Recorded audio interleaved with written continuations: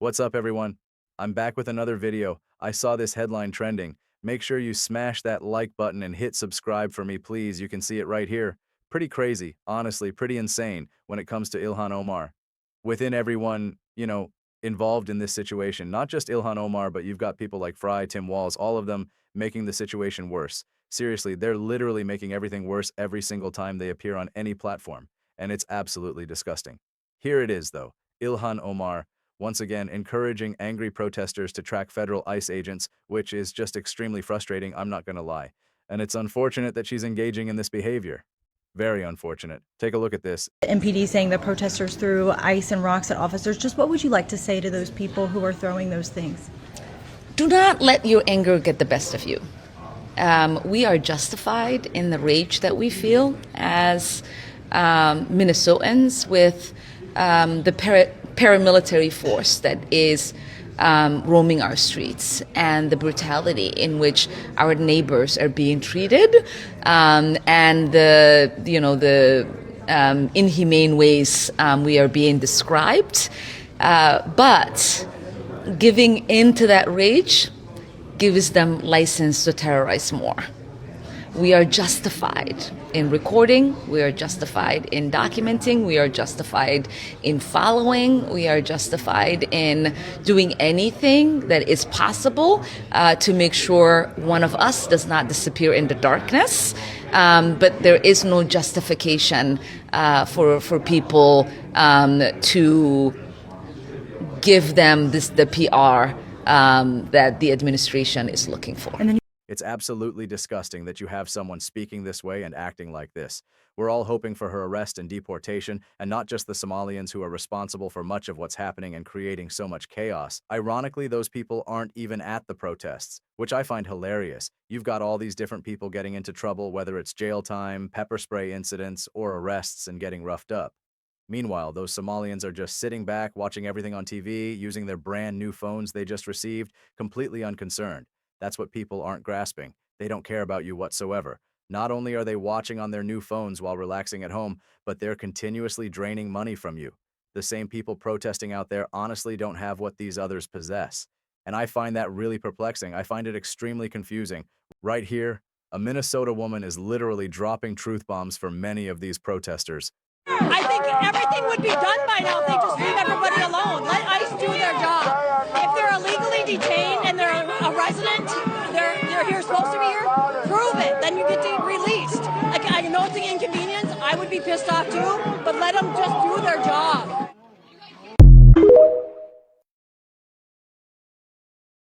Exactly. It's pure common sense. Just 17 to 18 seconds worth. Simply let ICE perform their duties. Honestly, if someone is legal and their status checks out, they'll be released. I genuinely don't understand why what they're doing now is generating more frustration and violence, which isn't helping anything.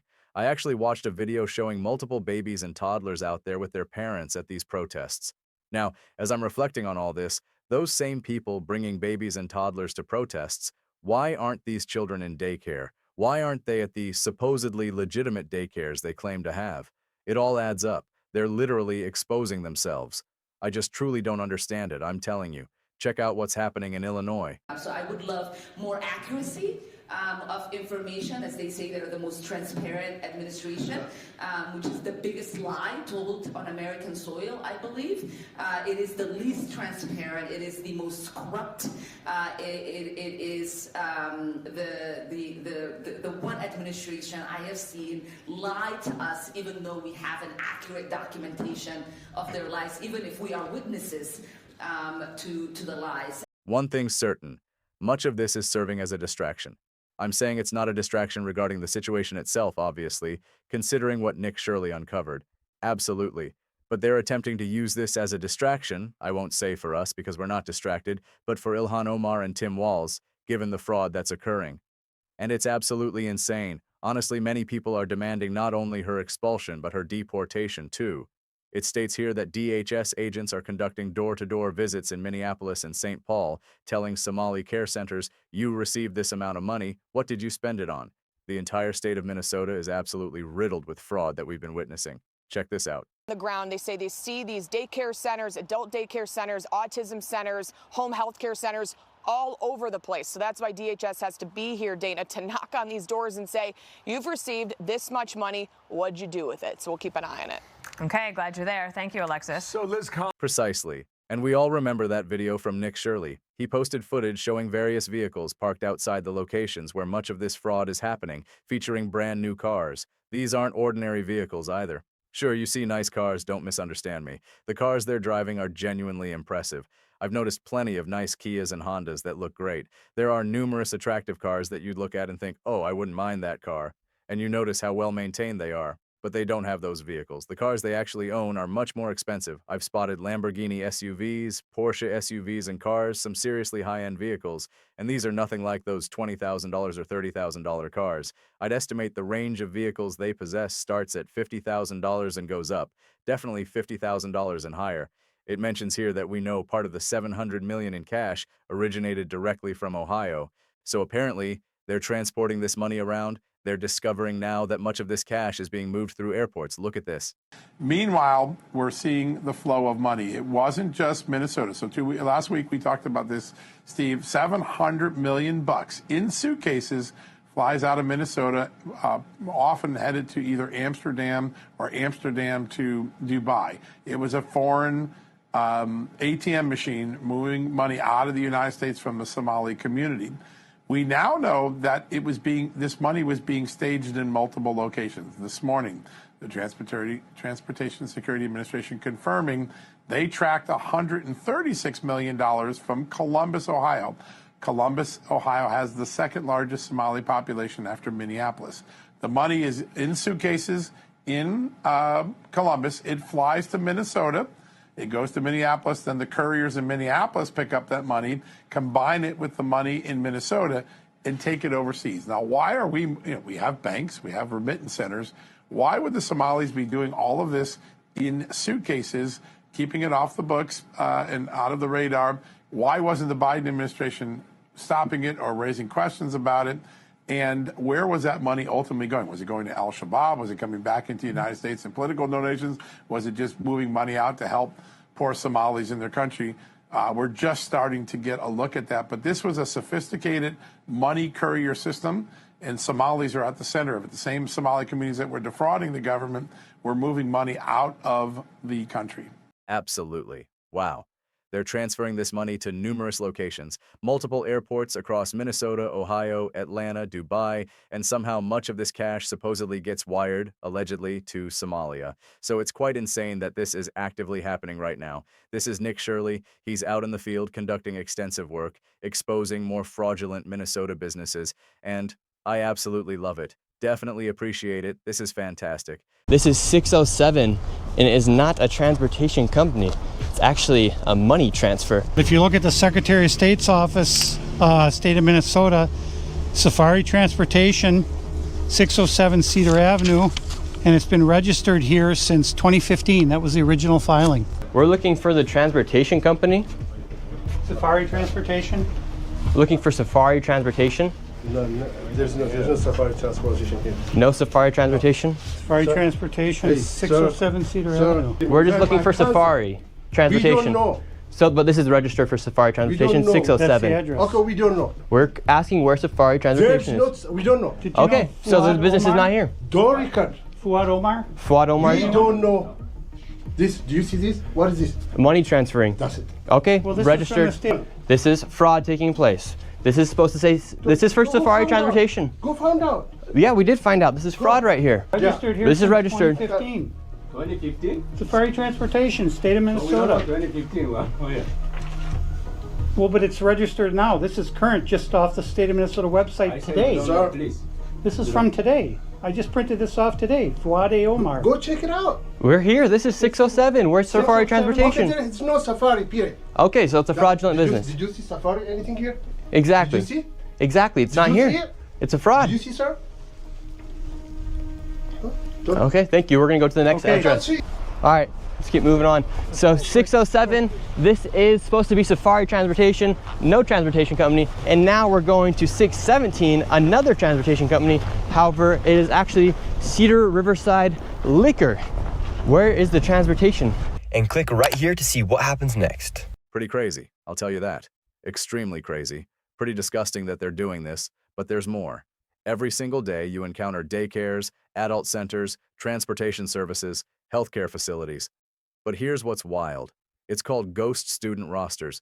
Individuals who stole tens of millions from federal student aid have been identified as Somali migrants. So there are more and more discoveries happening every day. Everyone, pretty insane. Take a look at this. There is so much fraud that's coming out of the state of Minnesota, we definitely can't keep up. Okay, first there's daycare fraud, then there's medical fraud, and now there are ghost students. Yes, people are stealing federal aid grants. Listen to the story. Ghost students, fraudsters who stole tens of millions of federal student aid, have been identified as no other than Somali migrants. Federal investigators revealed that the perpetrator behind Minnesota's $12.5 million ghost student scams are migrants from Somalia. And this is how they're doing it. The migrants enroll fake students or stolen identities in colleges to steal federal aid like Pell Grants. They never attend a class and pocket the money.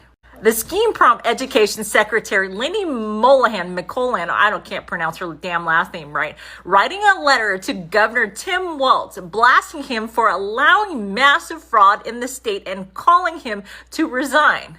The letter writes, "You have been Minnesota's governor since 2019. During that time, your careless lack of oversight and abuse on welfare system has attracted fraudsters from around the world, especially from Somalia, to establish a beachhead of criminality in our country.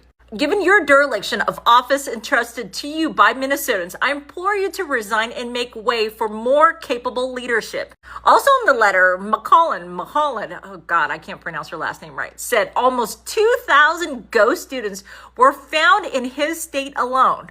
"We call this fraudster ghost students because they were not ID verified and often did not live in the United States, or they simply did not exist."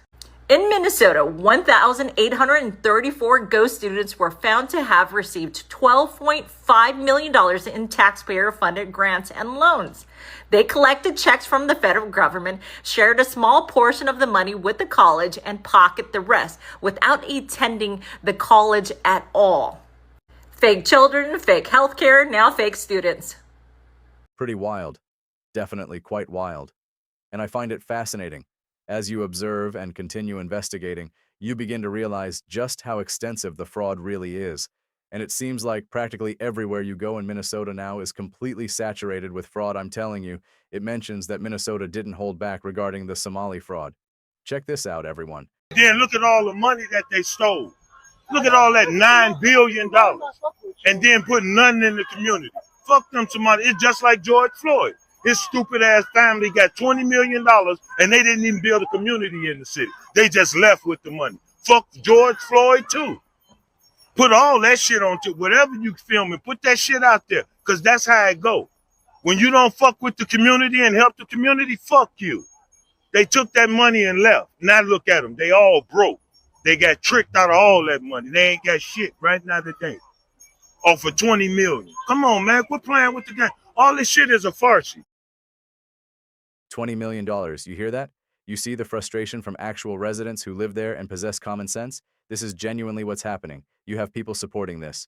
On top of that, George Floyd, BLM, they received all this funding and disappeared with it while you're stuck here. And I'm just saying it's absolutely insane. It states here, President Trump says Tim Walz and Ilhan Omar are fighting ICE to distract from an estimated $18 billion in fraud. He adds, don't worry, we are on it. President Trump is asking how you'd rate your support level for Trump, and ICE is at 100%, 75%, 50%, 25%, or 0%. The highest percentage represents full support, and I'm at 100%. I completely support what President Trump is doing. That's exactly how I feel about it. There's too much happening, everyone. Definitely hit that like button, hit that subscribe button, stay tuned for the next video, catch you in the next one.